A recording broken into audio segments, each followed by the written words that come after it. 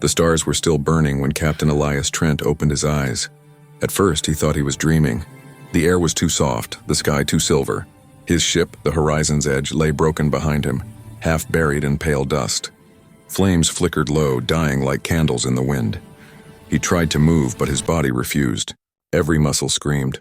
His oxygen monitor blinked red, then faded out. The system was dead. So was he maybe, but then, a voice, soft, musical, not human. "Stay still. You are hurt." Through blurred eyes, Elias saw a figure kneeling beside him. A girl, or something like one. Her skin glowed faintly blue, her hair pale like ice. She pressed a warm hand against his chest. The pain eased as if drawn out of him. Who are you?" he whispered. The girl tilted her head, eyes shining like liquid silver. "You fell from the sky," she said. "You are not supposed to be here." Her English was strange, broken yet clear. Elias looked around. The landscape stretched endlessly, dunes of shimmering white sand scattered with black stones that hummed softly. No trees, no sky he recognized, just a horizon of mist. "How did you—" he began, but she shook her head. "Rest," she said. "You will live. For now." He lost consciousness again. When he woke, the light had changed. The girl sat a few meters away, quietly watching. She wasn't breathing, not in any human way. Her chest didn't rise or fall. "You saved me," Elias said softly. She looked down. "You should not have come." Elias tried to sit up. "My ship crashed. I didn't choose this." "You still came," she said.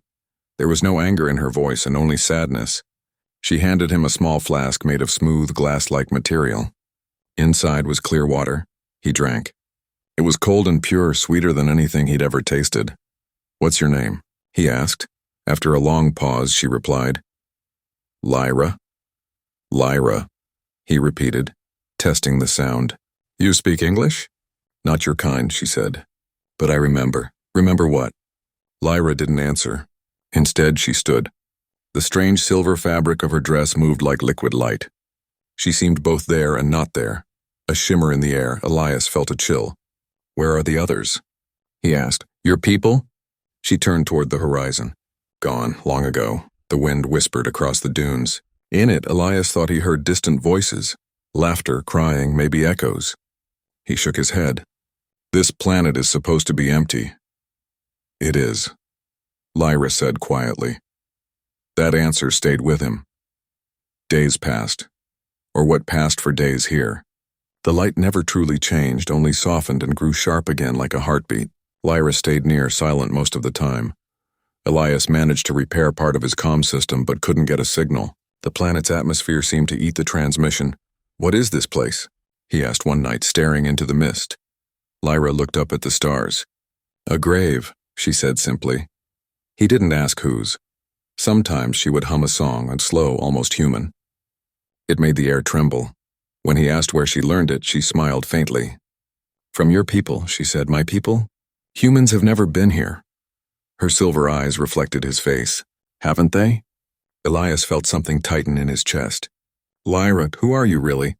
She stepped closer, kneeling beside him. Her expression softened, almost humanly gentle. "I am what you lost," she whispered. He stared, not understanding. Then she touched his hand, her skin warm like sunlight, and said quietly, "Please, don't lift my dress." Elias blinked. "What?" "Promise me," she said, her voice trembling now. "Never lift it. Never look beneath. If you do, you will break." Her eyes glistened, not with tears but with light.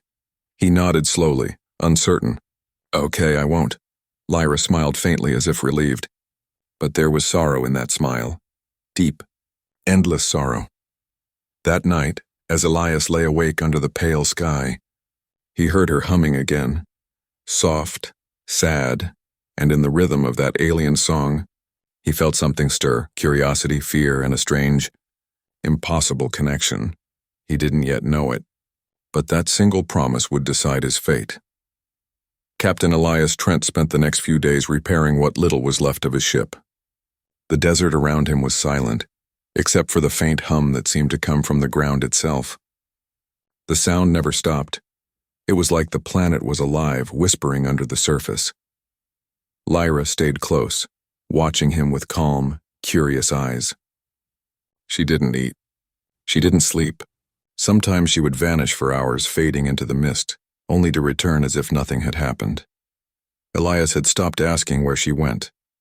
Every time he tried, she only smiled and said, "You wouldn't want to follow me there." Still, he couldn't help feeling drawn to her. Not like a man drawn to a woman, but something deeper, stranger. It was as if her presence filled an emptiness inside him he hadn't known was there.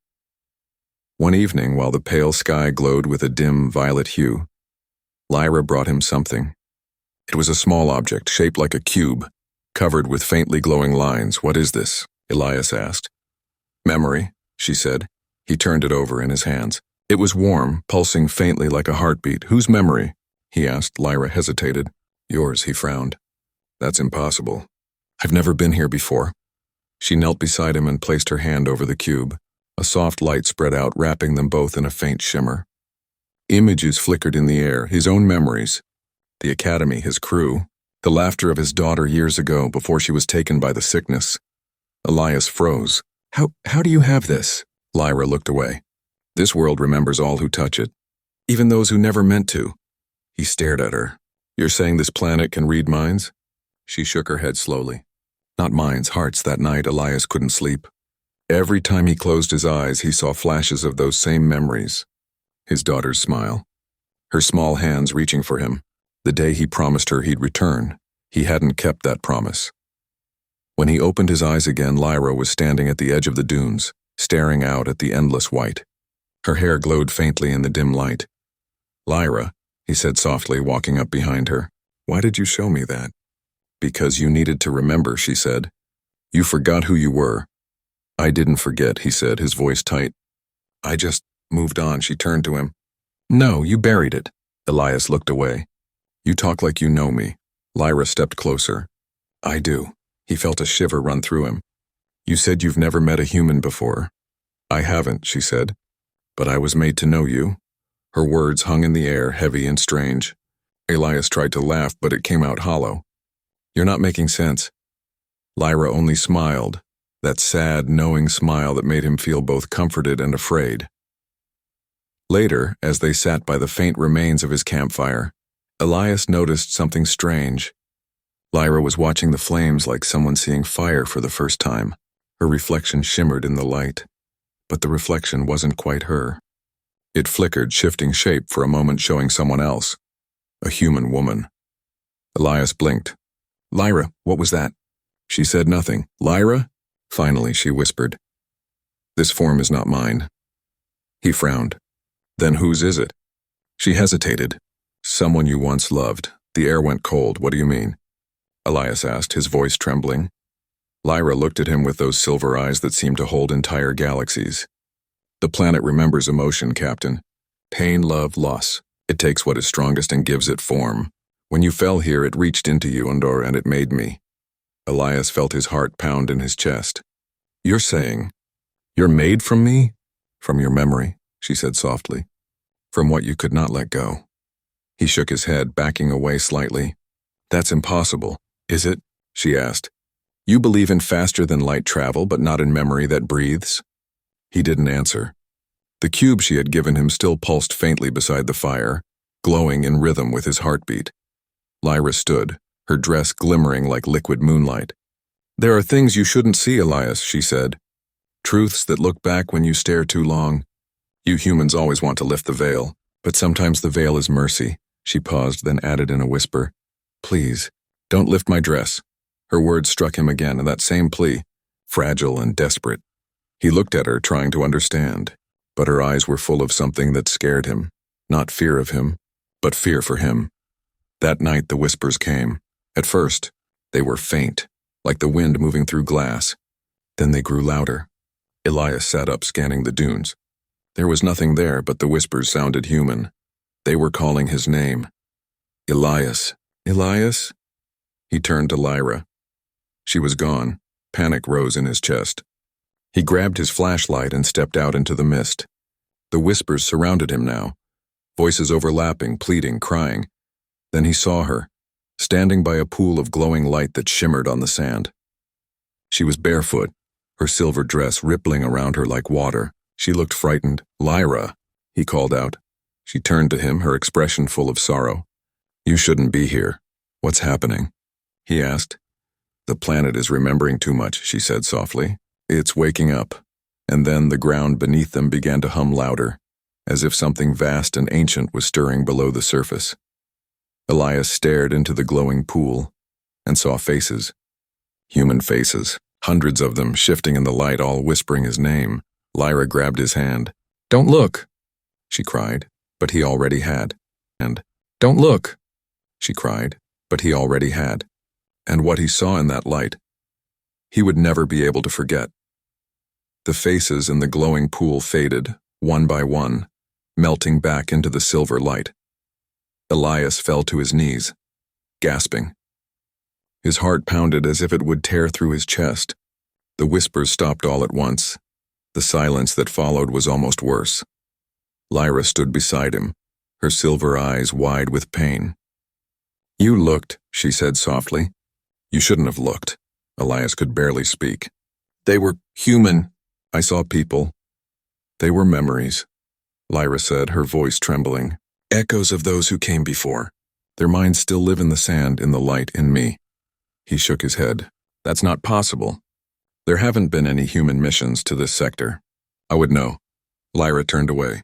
You humans forget what you lose. Her words sent a chill through him. What does that mean? What are you hiding from me? She didn't answer. Instead, she stepped into the light and the pool shimmered around her feet.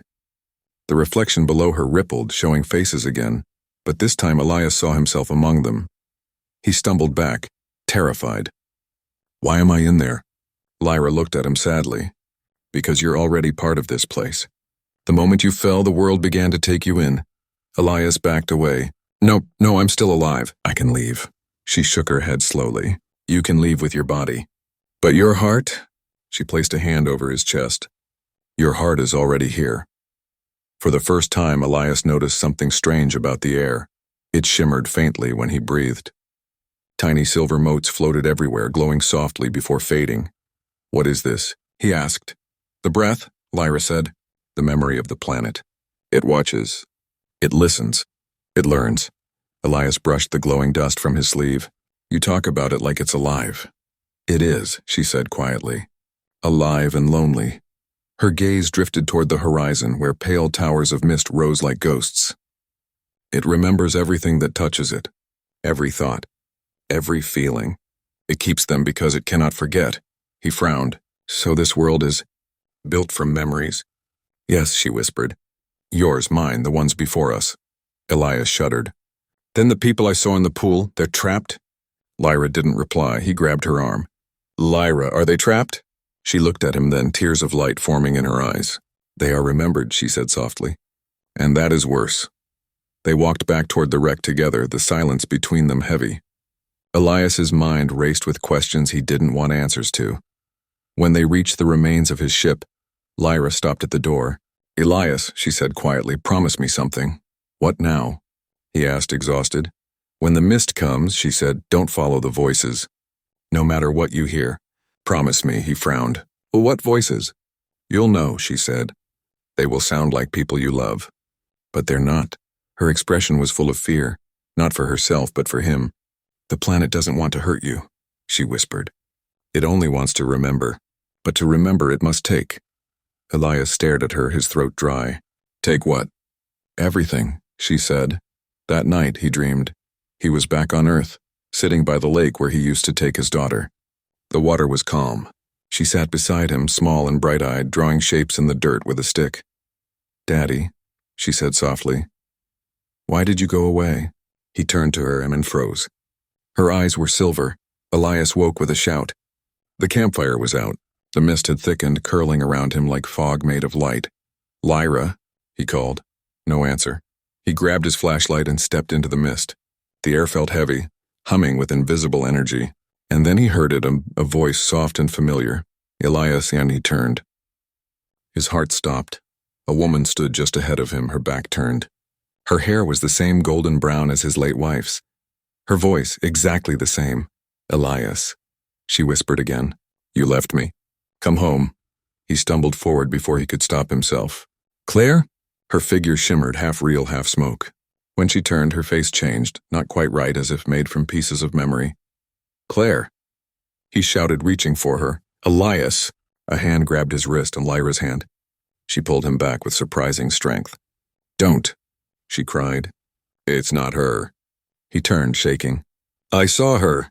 She was right there." "It's not her." Lyra's voice broke with fear. "It's the world remembering your pain. It feeds on it." The mist swirled violently, the faces within it twisting and screaming. Elias covered his ears. "Make it stop." "I can't," Lyra shouted. "You look too long." Suddenly everything went still. The mist parted and the glowing dunes were silent again. Elias collapsed to his knees, shaking. Lyra knelt beside him, her touch gentle but cold. "You see now?" she whispered.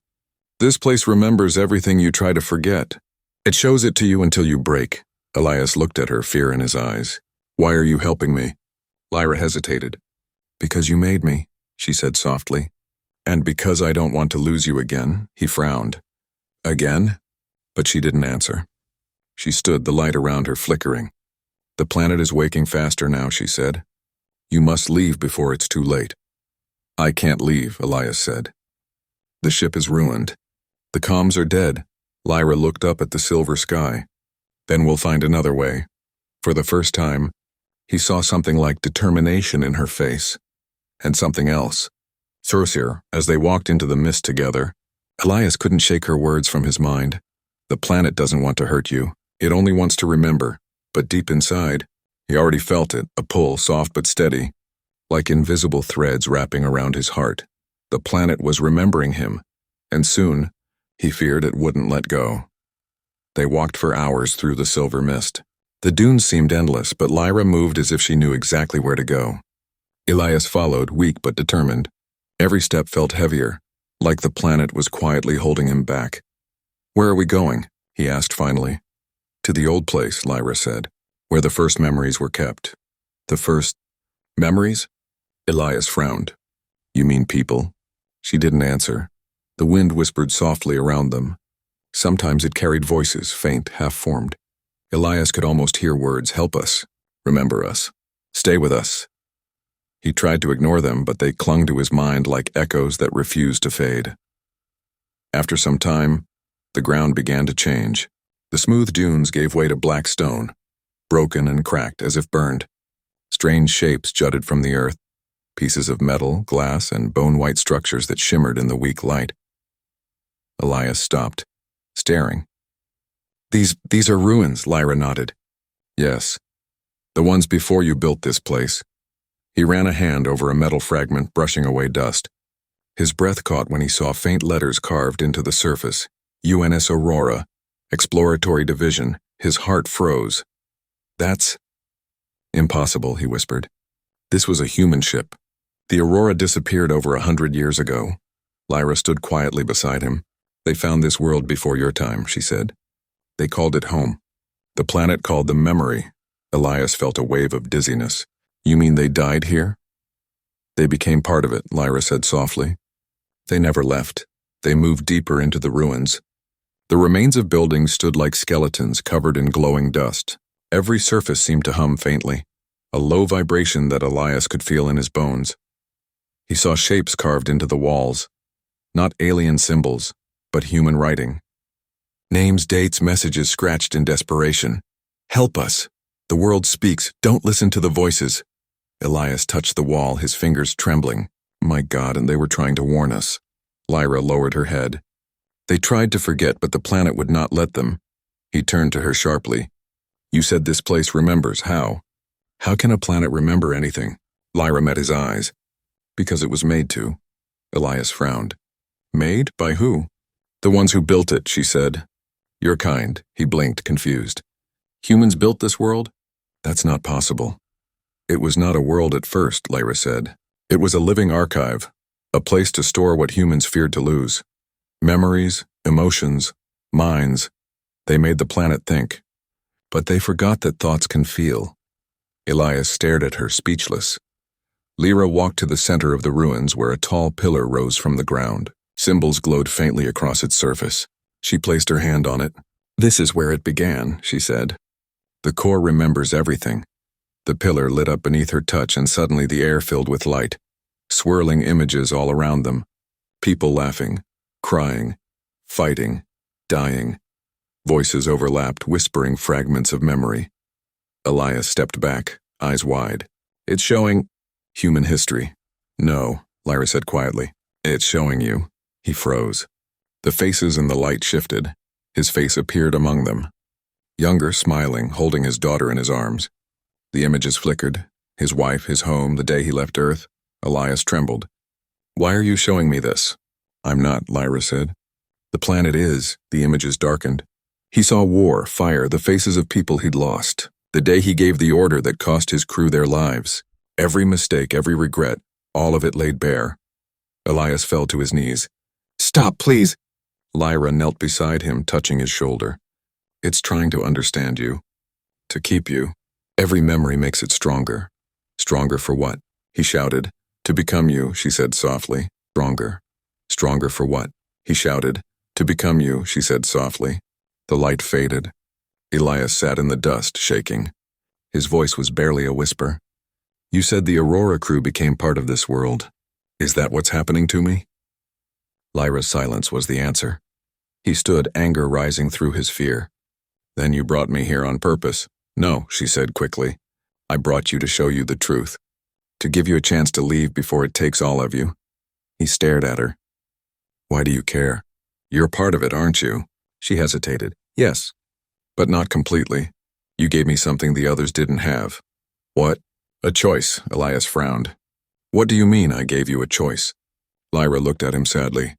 You created me from your memories, from your sorrow, but you also gave me your hope. That's why I can fight it. My memories created you, he asked. Yes, she whispered. You shaped me when you fell here. I'm what your heart remembered when it broke. He stepped back, shaking his head. That's not possible. Lyra smiled faintly. You humans always say that. Until you see. They stood in silence for a long time. The ruins glowed softly, pulsing like a heartbeat. Somewhere deep below, the planet seemed to breathe. Elias looked at Lyra. You said I could still leave. How? She turned toward the glowing pillar. The core keeps all memories. If you destroy it, you'll break the link. You'll forget this place. The planet will forget you. He stared at her. And you? Her voice was quiet. If the planet forgets you, it forgets me too. Elias felt something twist inside him. You'd vanish, Lyra smiled sadly. I was never meant to exist. Maybe it's time to stop remembering. He shook his head. There has to be another way. She looked away. There isn't. Not for both of us. As the mist began to thicken again, Elias made a silent vow. He would not leave her behind. He didn't yet know how. But he couldn't let her fade. Somewhere deep within the glowing ruins, a low rumble echoed, a sound like a heartbeat beneath the ground. The world was awake now, and it was remembering everything. The planet didn't sleep anymore. Elias could feel it. A soft vibration in the ground, like a heartbeat under the soil. The air shimmered with light, whispering voices that faded as soon as he tried to listen. Every shadow seemed alive now, filled with memories too heavy for one mind to hold. Lyra grew quieter with each passing hour. Her glow dimmed. Sometimes her voice broke mid-sentence as if the world itself was pulling her away. Lyra, Elias said one evening as they rested beside the broken pillar. What's happening to you? She smiled faintly. The planet is remembering too much, she said softly. It's taking me back. I won't let that happen, he said. You can't stop it, she whispered. Not unless you forget me. Elias stared at her. I don't want to forget you. Lyra looked away, the faint silver of her eyes trembling with light. Then you'll stay here with me, and the world will never let you go. Her words scared him more than death itself. He had faced storms, war, vacuum, and loss, but never the thought of losing his own mind to a memory. That night, he dreamed again. This time, he was walking through his ship's hallway, the horizon's edge whole and bright as before. The lights flickered. Voices echoed, his crew laughing, talking, alive. He smiled. Until he turned the corner. They were all standing there, every crew member motionless, their eyes silver like Lyra's. Captain, one of them said softly, you left us behind. He woke up gasping, his heart hammering. Lyra was sitting nearby, watching him. "It's getting stronger," she said. He looked at her. "Lyra, if this planet is made from memories, then what's under your dress?" "What are you hiding from me?" She froze, her face suddenly pale. "You promised," she said quietly. "I know what I promised," he said, his voice shaking. "But I need to understand. You said the planet is remembering too much. Maybe if I see, I can help." Lyra stood up slowly. Her eyes filled with something like pain and fear. "Elias, you don't understand. If you see, you won't come back. You'll break like the others did." He took a step closer. "Please, Lyra, I need to know." "No," she said firmly this time, her voice echoing like two voices speaking at once. Hers and something older, deeper. "Don't ask again." But Elias couldn't stop now. The curiosity that had driven him across galaxies, the need to know, to see him, it burned too strong. He reached out and caught her hand. "Lyra, what are you?" She pulled away, trembling. "I am what you remember," she whispered. "I am what you forgot. Don't make me show you what's underneath, please." He hesitated, but only for a moment. Then he did the one thing she begged him never to do. Elias lifted the edge of her silver dress. The fabric moved like liquid light, warm against his hand, and what he saw beneath it wasn't flesh. It wasn't even real. There were no legs. There were roots. Glowing threads of light, spreading from her body into the ground, pulsing like living veins. They sank deep into the soil, connecting her to the planet itself. Within those roots, faces moved, human faces, crying, whispering, reaching. His own face was there. He stumbled back, horrified. What is this?" Lyra fell to her knees, clutching the fabric, her voice breaking. "You looked," she whispered. "Why did you look?" The ground shuddered beneath them. The hum grew into a roar. The air turned heavy, bright, alive. Elias's mind filled with images, thousands of memories not his own. Liv's death's dreams, the screams of people who had once been human. The pain of every explorer who had ever landed here and never left. He saw their final moments, when the planet absorbed them, copying their thoughts, their feelings, turning them into living memories that never faded. Lyra screamed, the sound echoing across the dunes. Her body flickered, breaking into light and shadow. "You've woken it," she cried. "Now it sees you fully." The ground split open beside them, glowing veins spreading across the sand. Faces rose from the light, not physical but made of memory. They whispered Elias's name, calling him to join them. He clutched his head, trying to block them out. "Lyra, make it stop!" "I can't," she cried. "You saw what you shouldn't have. Now it knows you completely." Elias looked at her through tears. "What are you, Lyra?" She looked at him, broken and glowing. "I was meant to be a guide," she said softly, "to help humans leave their pain behind. But when you made me, when you remembered me, I became more. I became your guilt." "My guilt?" "Yes," she said. "I am what you carry. Your failure, your loss. The planet gave me form so you could face what you buried." Elias sank to his knees, shaking. "I didn't mean to hurt you," Lyra smiled sadly. "You didn't, you only remembered." The light around them flared, blinding and beautiful. Elias could hear his heartbeat blending with the hum of the planet. The air shimmered with the sound of voices, millions of them, laughing, crying, whispering his name. Lyra touched his face, her hand trembling. "Elias," she said softly, "the more you remember, the more you fade. You must forget me, forget this world." He looked into her eyes, silver oceans full of sorrow. "If I forget you, what happens to you?" She hesitated, then whispered, "Then I'll be free." Tears ran down his cheeks. "I can't." "You must," she said, "because now the planet remembers too much, and it's starting to become you." The ground pulsed again, bright veins spreading farther across the horizon. The dunes shifted, whispering his name in thousands of voices. Lyra took his hand one last time. "You lifted the dress," she said gently, "and now you see what lies beneath everything." She smiled, not in anger, not in pain, but in peace. "Now it's time to choose what you want to remember." Elias looked at the horizon. The sky burned silver. The air hummed with memory. And for the first time, he truly understood what it meant to break.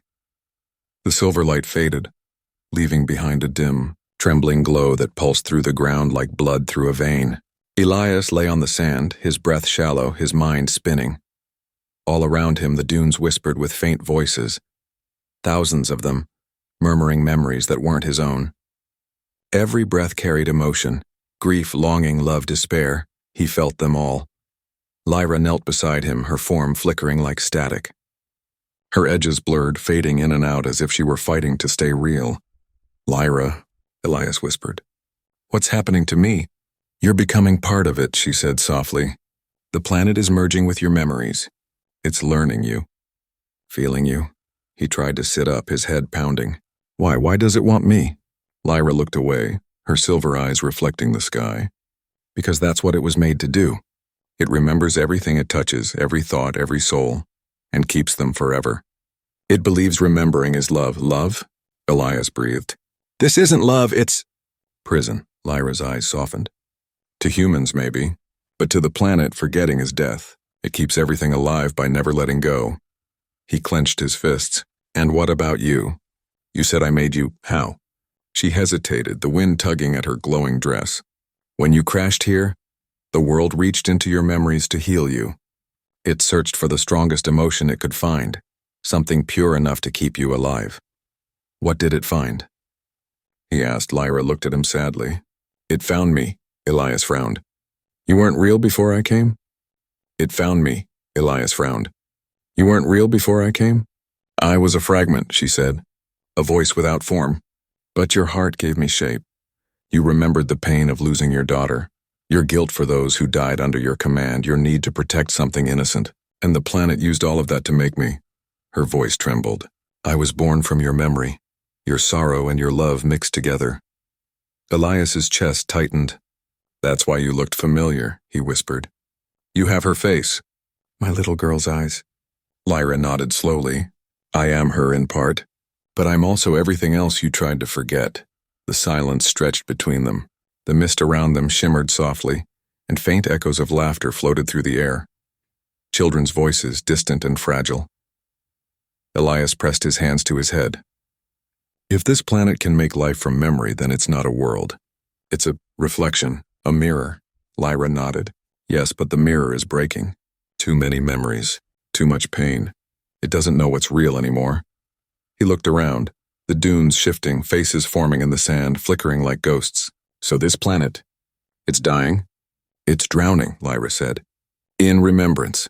She reached out, her hand barely solid now. "You can stop it, Elias. You can help it forget." He looked at her in confusion. "How?" "There's a way," she said. "If you reach the core, you can erase the pattern of yourself from its memory.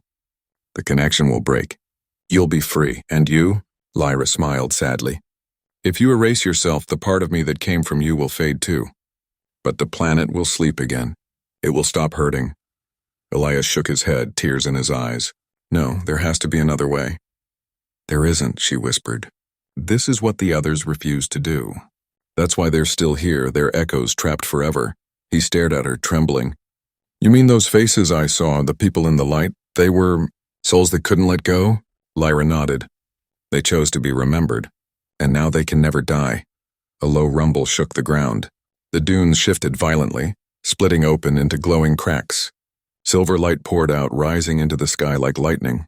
Lyra's form flickered again. "It's starting," she said. "The planet is losing control." Elias looked toward the horizon. Towers of light rose from the ground, each one pulsing like a heartbeat. Inside them, human figures moved. The lost explorers. The Aurora crew, his own reflections, went all crying out to him. He felt a pull in his chest, strong and relentless, like invisible hands dragging him toward the light. "Elias," Lyra called, gripping his arm. "Don't listen to them. They're not you anymore." He fell to his knees, the voices filling his head. His wife's laughter, his daughter's cries, his crew's final screams, they overlapped. Became one voice and his own. "Stay. Elias. Remember. You don't have to lose her again." He screamed, pressing his hands over his ears. "Stop it." Lyra knelt before him, her voice calm but full of sorrow. "It's not real anymore. It's only what you wish had been." He looked up at her, tears streaking his face. "If I let go, I lose everything I have left." She smiled gently, though her form was fading fast. "No. If you let go, you find what's still ahead. The light flared brighter and the ground trembled again. A massive structure rose from the center of the ruins, a sphere of silver light spinning slowly. Inside it, shapes moved, memories, dreams, fragments of human history. "The core," Lyra said. "It's awake." Elias staggered to his feet. "If I destroy it, we're both gone." "Yes," she said softly. "But you'll free the world from remembering." He looked into her eyes, his daughter's eyes, his guilt, his grief, all mixed into one impossible being. "I don't want to forget you," he whispered. Lyra stepped close, placing her hand on his chest. "You won't. The heart remembers what the mind cannot." The wind roared around them, scattering glowing sand into the sky. Lyra's form was almost gone now, her body dissolving into streams of light. "Elias," she said gently, "when the time comes, choose peace over memory." He wanted to speak, to tell her he couldn't do it, but the planet's voice drowned his thoughts. It was calling him by name, softly, lovingly. He looked toward the core, its glow pulsing like a star about to die. He knew what he had to do, but he didn't know if he had the strength to do it. The light surrounded them both, warm and sorrowful. Lyra smiled one last time, whispering something he could barely hear. "Remember me only as hope." Then she was gone, and Elias was alone with the planet that refused to forget. The core pulsed like a heart made of stars. Its light filled the ruins, silver and alive, spilling across the dunes in waves that shimmered like oceans of memory. Every pulse carried a whisper, fragments of laughter, grief, and endless longing. Elias stood at the edge of it all, staring into the brilliance. The world wasn't just awake now, it was aware. It had seen his memories, his pain, his love, and it wanted to keep him. He could feel the pull deep inside his chest, gentle but powerful, like gravity made of emotion. The planet was calling to him, light softly, kindly, like a mother whispering to her child. "Stay," the voices said. "We remember you. We love you. You never have to be alone again." Elias fell to his knees, clutching his head. The light pressed against his mind like 1,000 hands. He saw visions, Lyra smiling, his daughter running through fields of silver grass, his wife's face turning toward him, eyes bright and alive. It all felt real. He reached out, then stopped. Something inside him whispered, "This isn't them." The air shimmered beside him.